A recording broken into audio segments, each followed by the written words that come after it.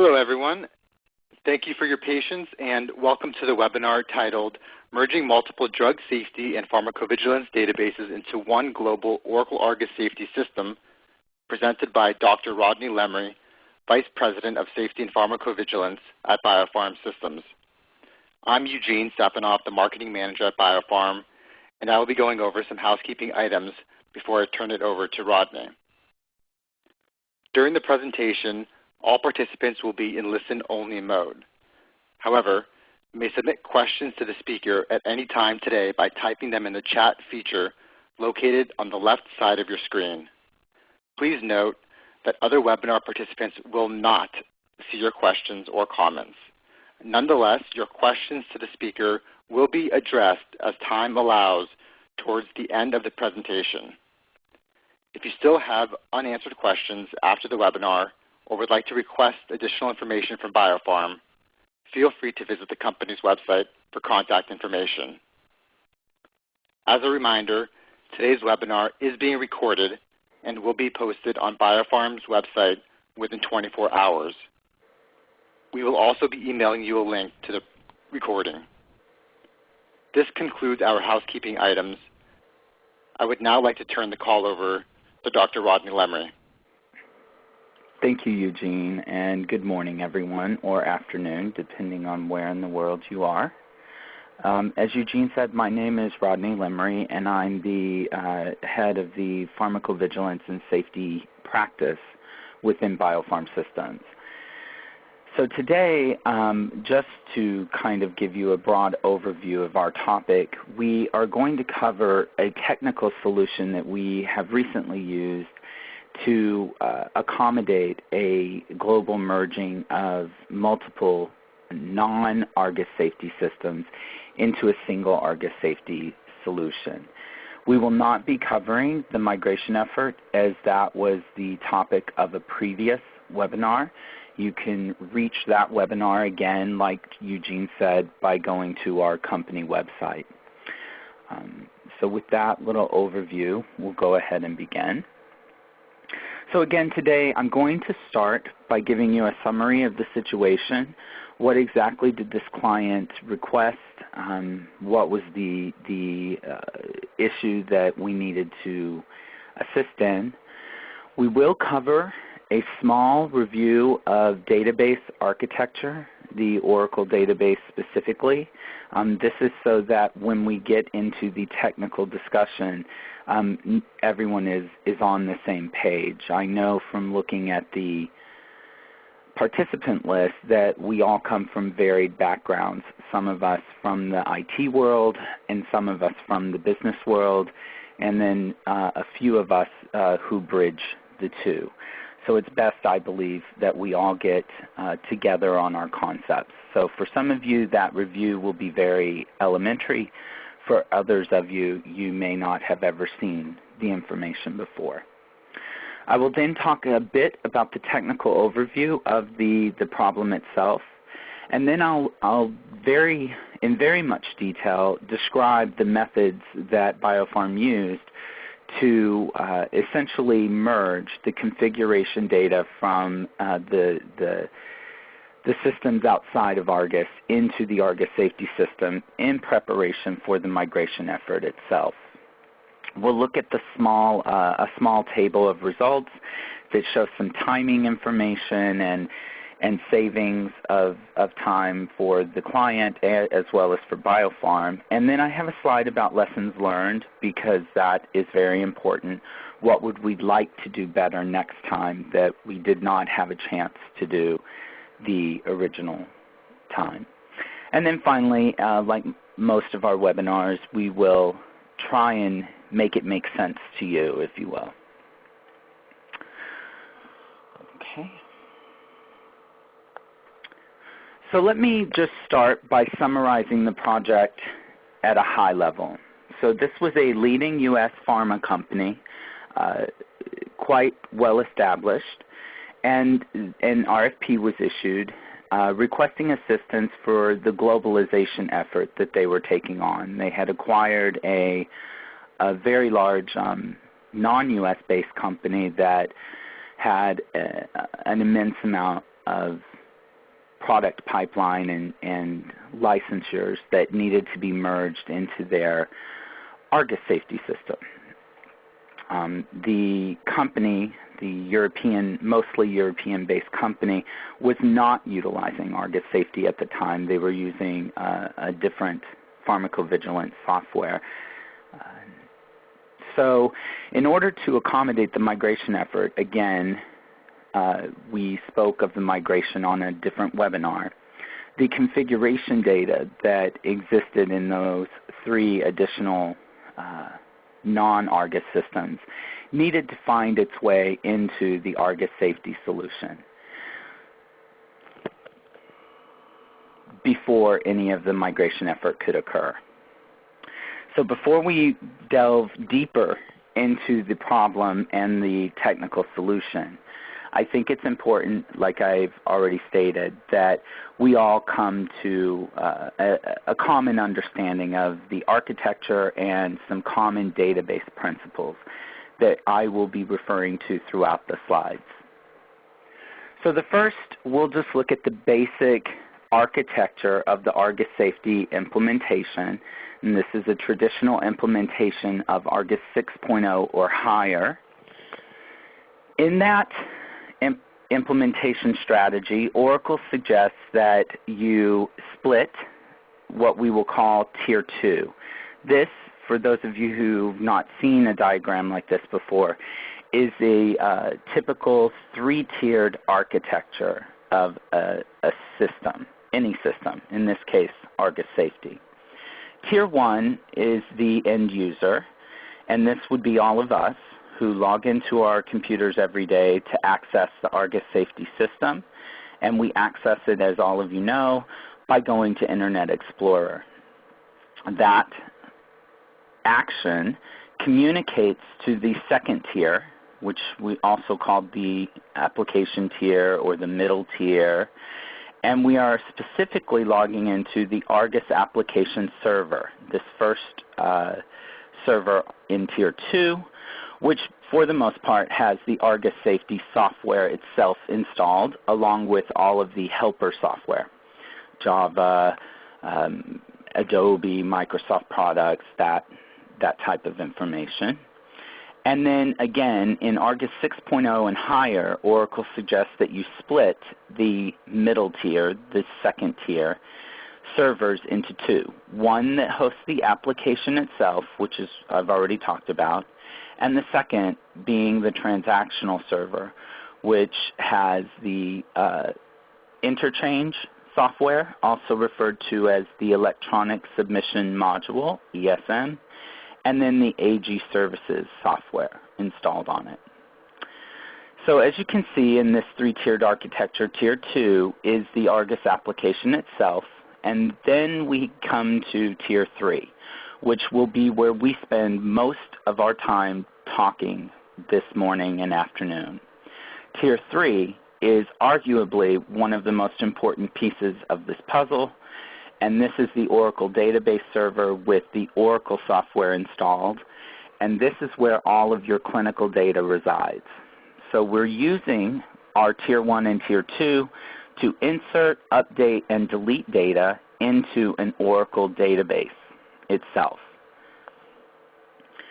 So that's a very high level, very rough description of a typical 3-tiered architecture of the Argus implementation. Again, we are going to now focus deeply on the 3rd tier, which is the Oracle database itself.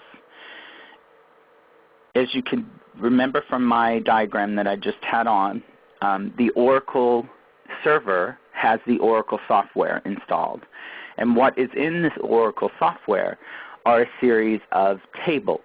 And these tables are how the data that you enter into the Argus application is stored. You can think of these tables as individual tabs within a single Microsoft Excel workbook. And I could feel the Oracle people on the call cringe a little as I compare their fantastic product to Microsoft Excel, which has massive limitations compared to the Oracle database software itself. But if you're like me and you need to anchor your mind on something that is familiar, I think a Microsoft Excel workbook would do. Just like a Microsoft Excel workbook has columns and rows, so do Oracle tables. In this example, I am showing you a schematic table. This, for all intents and purposes, is a reduced list maintenance table called LM_products. So here you can see we have our columns and our rows, and every row is a unique piece of information.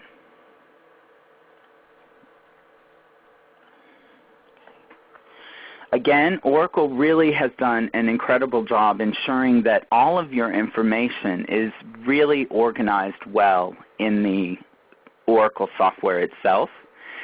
Most importantly, if information is required in one table or more tables, Oracle has done a good job in not repeating that information between all of the tables, but instead allows for a complicated but elaborate reference system for one piece of information in table, let's say table A, that is referred to another piece of information in table B, and this is conceptually what database people will call referential integrity.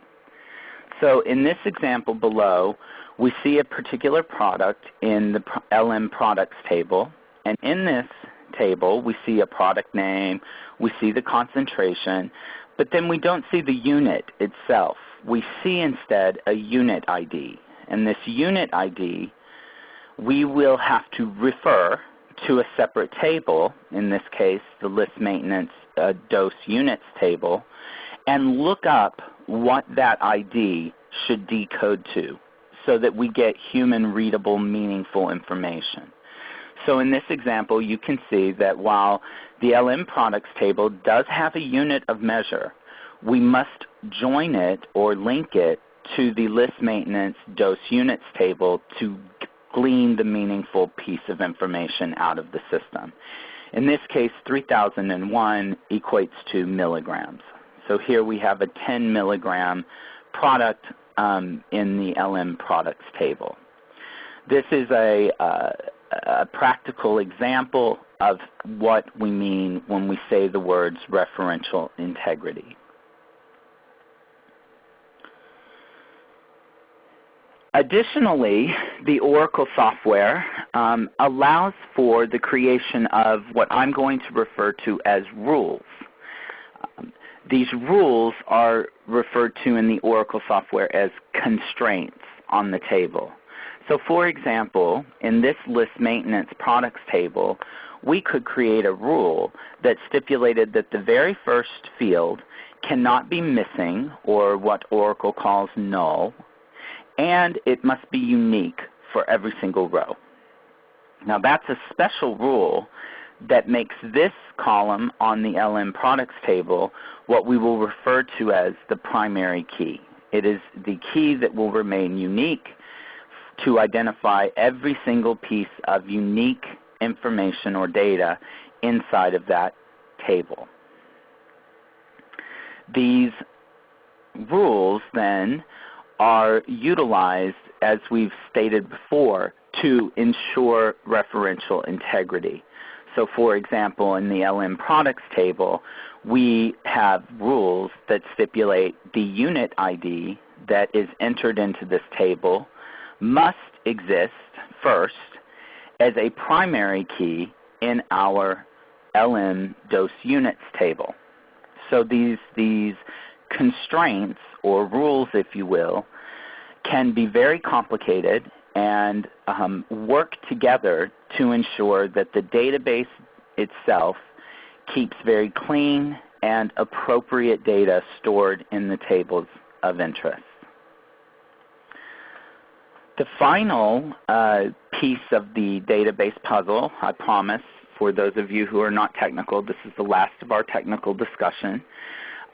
We have the ability in the Oracle software to cause certain things to happen to existing tables when other actions are performed on these tables.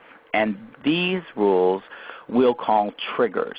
So for example, in the list maintenance table, we might have a particular trigger that says when data is inserted, modified, updated, or removed, deleted from this table, then please populate the audit tables.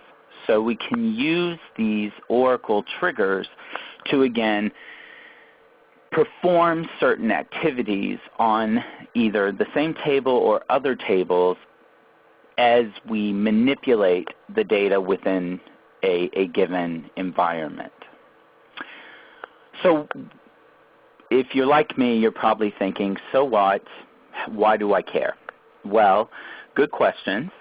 I believe we should care because in the next few slides, we will be guiding you through the solution that we used to, again, take the configuration from 3 non-Argus systems and merge that information into an existing global Argus safety system. And we did that by manipulating the database itself. So focusing solely on the third tier of our architecture diagram. So now that we have our review and hopefully are all on the same page when it comes to the technical information that we will cover, let's look at this specific problem here. So this particular company's acquisition of a non-U.S. based, mostly global generics company resulted in a need to incorporate all of the other systems configuration data into their global safety repository. These are just a few of the counts. So here we had 1,857 individual products, about 1,900 ingredients, 5,400 licenses, and 147 new reg report rules and associated reporting destinations. So these are, I think we could all agree, a lot of information. And I have a slide in a moment that used our estimates of manual entry to calculate how long it might take an experienced Argus user to perform this work. But obviously we were not interested in having to manually manipulate the system for this level of data entry. So the methods that BioPharm used, where did we get them? Why are we doing it? What possibly made us think that we should or shouldn't even be doing this? So we began by simply analyzing the Argus installation process. And for those of you who've performed an install before or witnessed one being performed, there is a step in the installation process where Oracle asks us to load what they refer to as the factory data. The factory data pretty much auto-populates a series of the list maintenance tables and configuration tables with the defaults that come with the system out of the box. So what we did is we thought, well, maybe we could review that log file and identify the methodology that Oracle used for their direct database uploads to see if, in fact, it would be something that we might take advantage of. Okay, so here I'm just showing you one of the example log files from a factory data import. And as you can see, there's a series of tables that are being populated or imported with particular pieces of data. Unfortunately, the list maintenance tables that we needed to manipulate directly, like products and licenses, were not present in what Oracle refers to as a dump or a DMP file. So that database file ended up not helping us. However, we did see the use of an import-export directly in the database as a vendor precedence for direct manipulation of the database tables themselves. This is referred to as data manipulation language, or DML. This is when you insert, update, or delete information. We also knew from our previous migration work, both in Argus and non-Argus, that many times the extraction, transformation, and loading tools that are used in these complex migrations do in fact use direct database manipulation to populate the Argus application. So there was, we felt, a sufficient amount of industry standardization or precedence and vendor precedence using this type of direct database manipulation. Now, I would be amiss to not tell you fully that this comes with a level of risk, and your company must be accepting of that risk to use a methodology such as this. And we will cover what that risk means to your organization later in the slides. So let's look, this is a high-level diagram of the basic technique that we utilized. It is pretty much segregated into two main qualification sections, to use the validation terminology. The first would be the installation qualification, which is all of the technical steps that were required in order to get the information from a certain starting point into the Argus safety application. And then, very important to this process was the combined operational or performance qualification, also sometimes referred to as user acceptance testing, functional testing. There's many labels for it in the industry. But there needs to be some type of testing to ensure that the manipulation of the database does not corrupt things beyond repair or without major issue to the user community. So let's look first at the first step in the IQ process, the installation qualification, and this was the definition of the configuration requirements.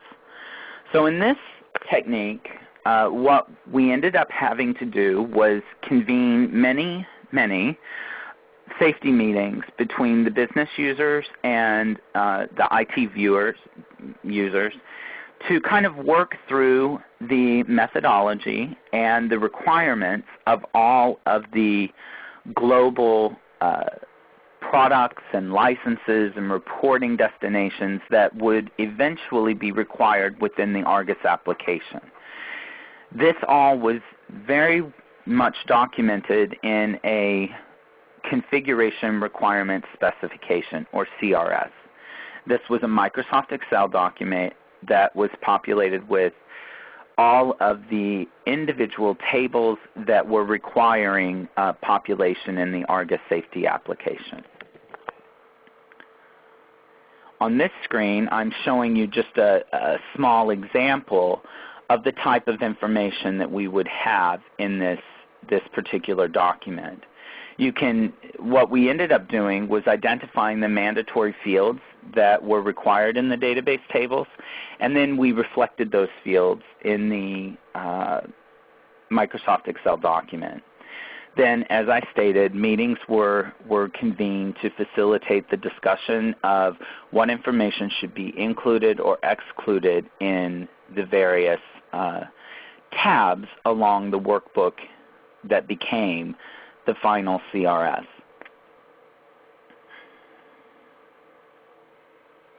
Okay. Now, not only were the mandatory fields present in this Microsoft Excel document, but obviously we had to have particular references that made the information unique and enforced some, but not all, of the database rules that were enabled by the corresponding table. So this is an example of three fields that were not shown to you on the previous screen, but were also present in that requirements document. These fields were either used to ensure referential integrity within the Microsoft Excel document, which would then translate down to the database itself, or it identified application level rules. So we talked in the overview session about database rules or triggers on the database tables themselves. What can also happen in application development is your system, your actual software system on the middle tier, the tier 2, could also have triggers. And this does sometimes occur in Argus. For example, the product name has an application constrained length of 70, even though the database table column is well over 70 characters in length. So this is an example of a rule or a constraint that you would not know simply by looking at the Argus database table itself. So these types of rules had to be applied to the Microsoft Excel document in order to ensure referential integrity and also proper functioning of the database itself. Once the CRS was drafted and ready for testing, we began to prepare the information for upload into the Oracle database itself, the Argus system. And these two pieces of the puzzle occurred in parallel. They are actually dependent on one another. At BioPharm, we decided to use the Oracle software called SQL Loader, which is a part of the installation of SQLnet or any of the Oracle development software from the Oracle Client CD. You do now have to go to the advanced installation and select SQL Loader. It does not automatically install as it did in the past. But once this small program is installed on your local machine, you have the ability to create what are referred to as control files. And these control files will contain descriptions of the columns of the database table that you are trying to populate, and then it will point to the actual file that you expect to load into that table. In this case, these files were created as what we refer to as comma-separated values. So in this example, you can see that we were attempting to load data directly into the LM manufacturers table, which is the list maintenance table in the Argus console under the code list area, where you would enter manufacturers. The corresponding data file came from the Microsoft Excel document I've shown above, and we exported a single worksheet into a comma-separated file, as you can see here. Okay. So again, the control file above and this now populated comma-separated value will work in conjunction with one another to populate the LM underscore manufacturer table. Okay. Now, sometimes the information in the CRS, or the configuration requirement spec, was not decoded appropriately.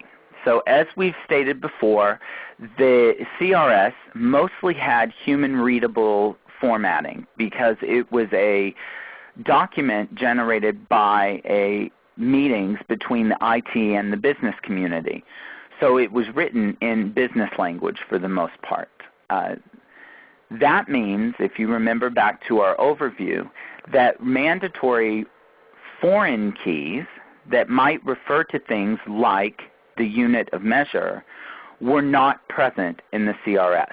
So for example, drug A would be entered in the CRS as drug A 10 milligrams. not drug A 10 with the unit of measure 3001. So we needed a way to actually populate the decoded values into the corresponding CRS data sheets.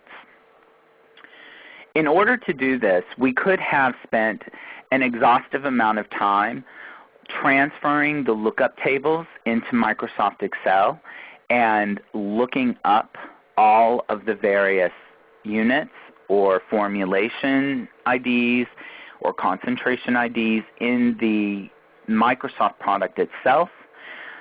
But that can be very cumbersome, and this CRS was already very large and very difficult to work with.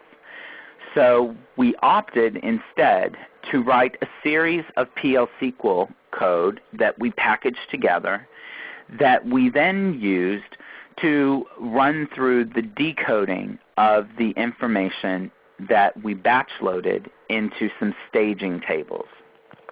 Now this only happened for parts of the configuration specification that required this type of decoding mechanism.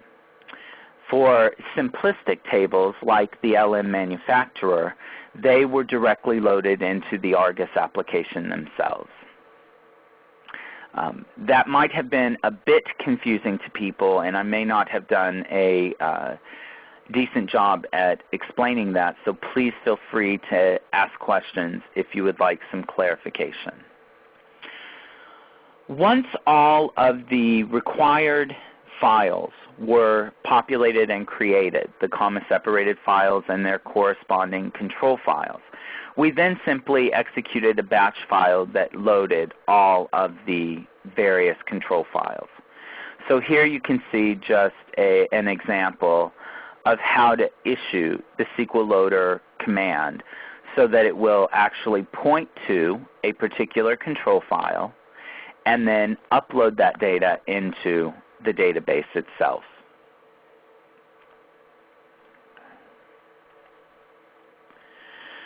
Finally, the last step was to review our log files and our associated what Oracle calls bad files to ensure that we did not make any errors and all of the information actually appeared in the table appropriately. There are some definite assumptions and risks that you need to keep in mind with using this methodology. As we explained this process up above, we did not disable any of the native constraints nor triggers in the Argus database.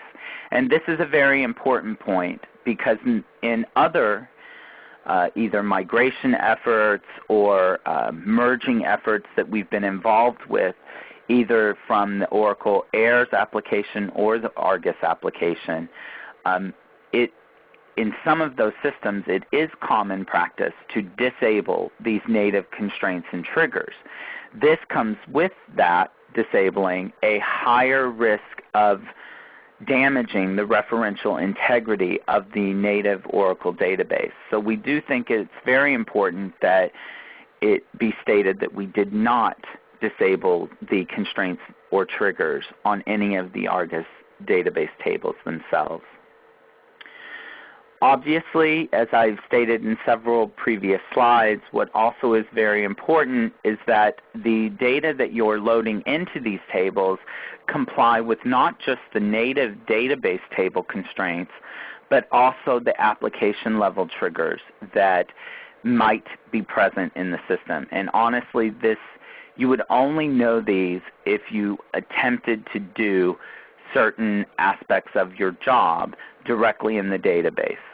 This was an exercise in trial and error at least in identifying the application level triggers or constraints.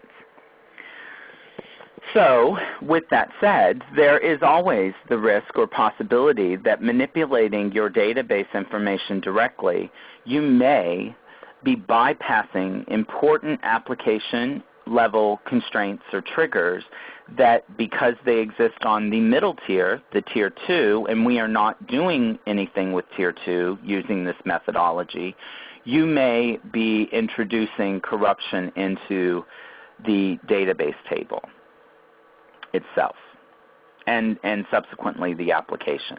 And this is why the user acceptance testing, or the OQPQ testing, is so critical and important. And in this methodology, what BioPharm would suggest is some type of higher level requirements document be derived from the configuration spec.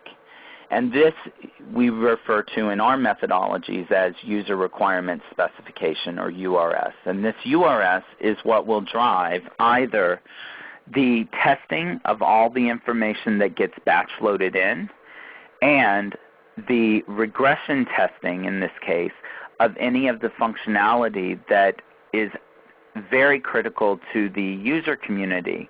We want to ensure that we did not damage the application's functionality through direct uploading of information into the database table. So if you have this type of risk-based evaluation of validation in your organization, then a methodology like this might work for your company. Again, because you will be testing those risks within the user acceptance or OQPQ testing of the system. I just took the slide out here of our white paper that we have written a few months ago.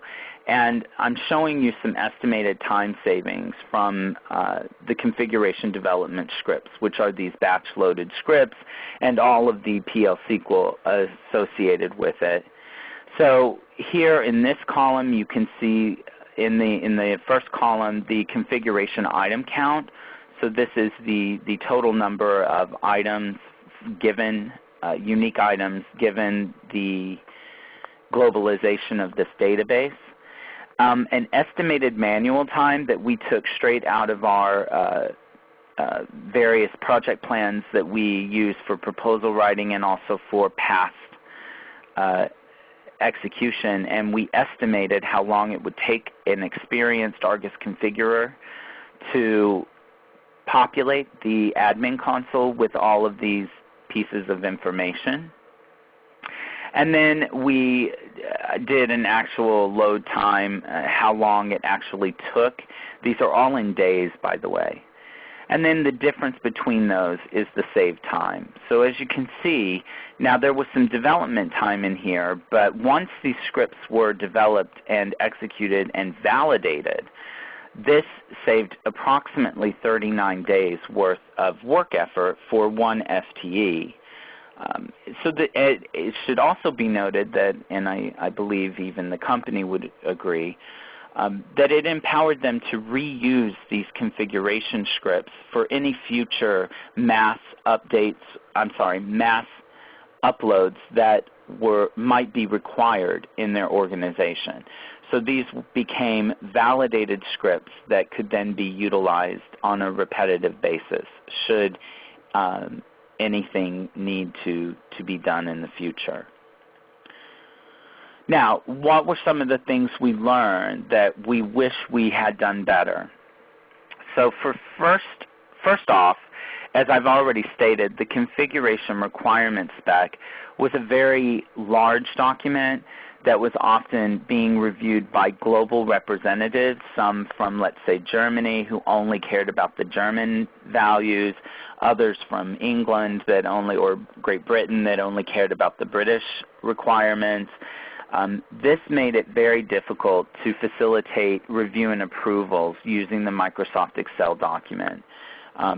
Additionally, we did not really learn to hide the lookup columns from the user community until later on in the process.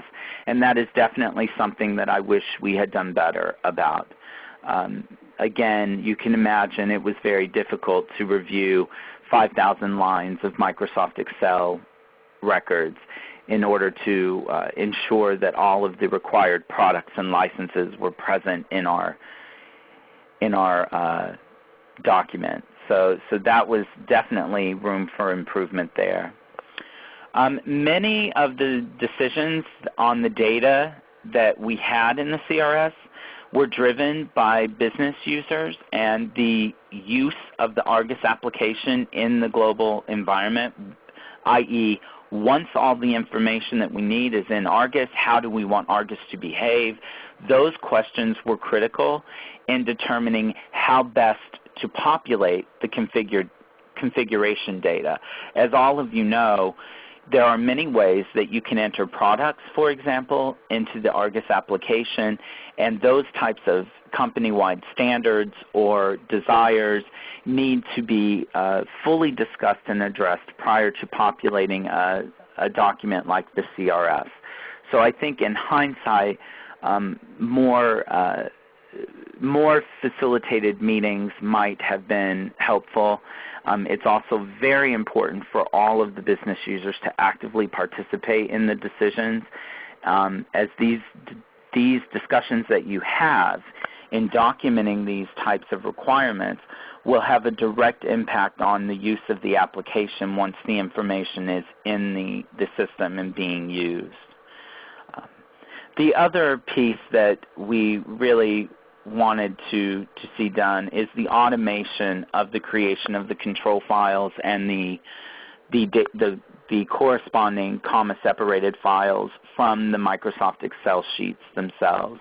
And I am happy to say that this has been automated now by my team member, Adam Cause, who programmed some VB macros to actually produce these files directly from the CRS. So that last bullet point has been accomplished.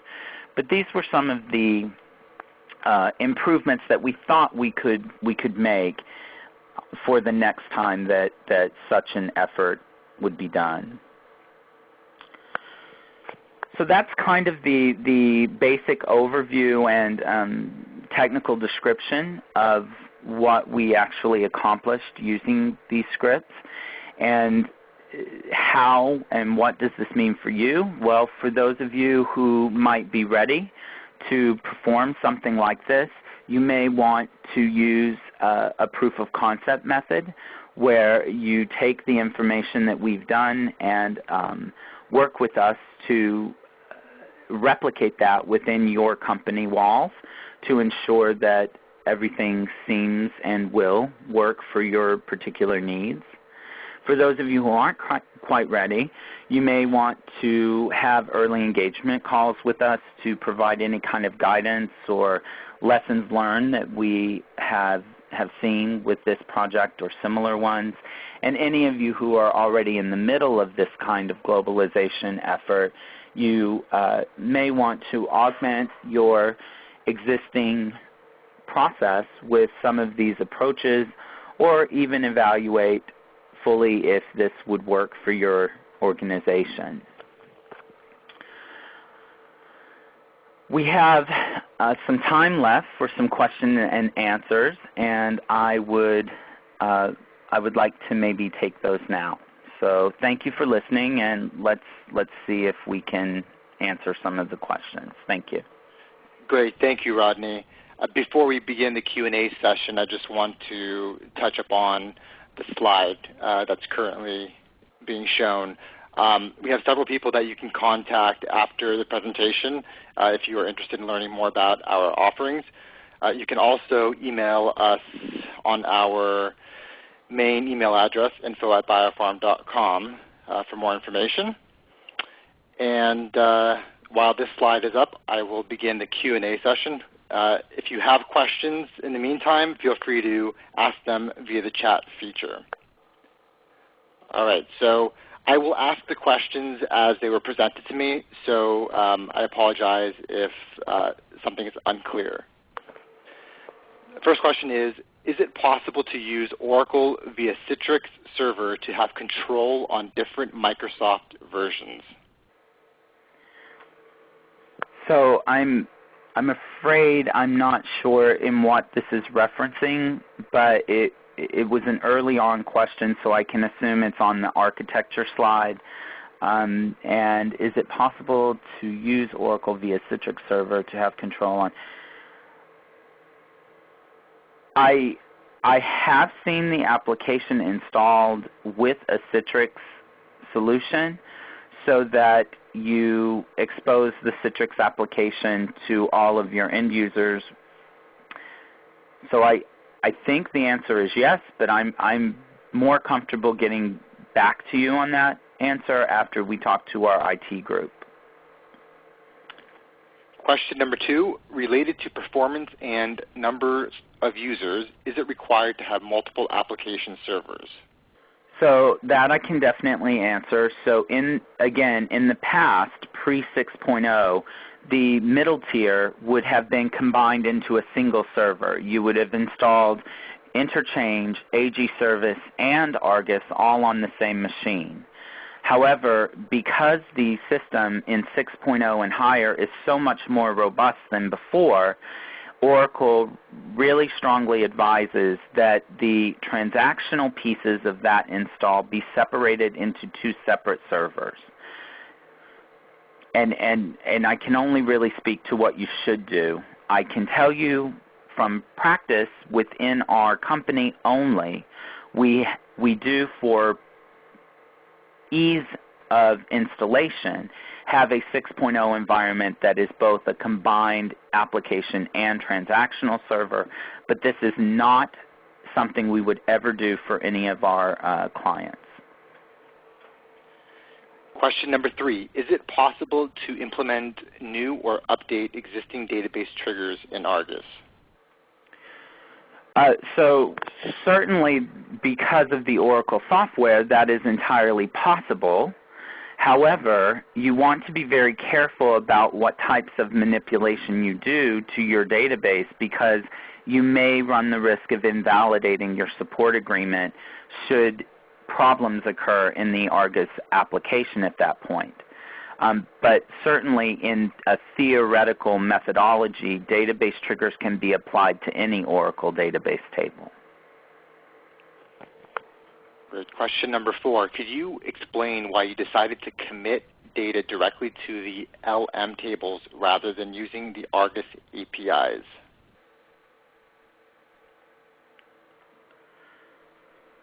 Sorry, where I'm trying to find that. Sure. Yes. Somewhere up in the Sure. beginning. I can repeat the question. Could you explain why you decided to commit data directly to the LM tables rather than using the Argus APIs? I know there were issues with the LM table APIs in earlier versions, but I thought those had been resolved. Right. There very well could have been issues, and perhaps that is room for improvement next time. Certainly issues with those APIs were a concern, but obviously the API calls in any type of programming environment would be a much more approved methodology to inserting information directly into the database. So I would agree that assuming that the APIs work, that you could take advantage of the APIs. Now that would be a significant change in methodology in that we would no longer use, for example, the SQL loader methodology for direct access, but maybe into staging tables, and then a series of PL SQL that would have to loop through the various API calls. But that's a very good point, and I think it should be noted. How can we check the application level triggers which are already set in Argus, such as length constraint? Yes, this is what I was saying before, and it also goes to the use of the APIs. One can assume, and we hope, that Oracle would have invoked the API calls that would also invoke those same application constraints. So using the APIs, should they function, would be one way to ensure that you are adhering to both application level and database level constraints. Otherwise, it is like I said during the slide presentation, an unfortunate trial and error within your dev environments. Question number 6, which source applications are supported by this approach? Specifically, can you support errors, ClinTrace or EmpiricaTrace as a source system? So either using this method or the APIs or a merged method between the two, that would allow you to merge in any source system. It's source system independent. Next question. It was said constraints and triggers were not disabled. A large import file can take forever without disabling them. Didn't it take a long time to import? No, it did not. As you can see from the results table, we timed the use of that in the dev, validation, and production environments, and it did not take very long at all. When migrating from a special Japanese system to Argus, is there anything in particular that needs to be considered? So this is a good point, and we did not migrate in any type of the kanji data. So this was not something that we did. I would, in this methodology or utilizing the APIs, again, I'm making some assumption here with the APIs. I would assume that the APIs will handle kanji. We can, if people are still curious of that question, we can ask Oracle to respond. If you are attempting to mass load the information in, then you do have to ensure that the software, SQL Loader in this case, can handle the kanji type characters. Next question. Why is Microsoft Excel used in data load process? Is there any concern on violating CFR 21 Part 11 compliance? So Microsoft Excel was used in the business requirements documentation, which I found is pretty standard with all of our client base. At some point, requirements are documented either in Microsoft Word or Microsoft Excel. So that's what the Excel document was actually used for.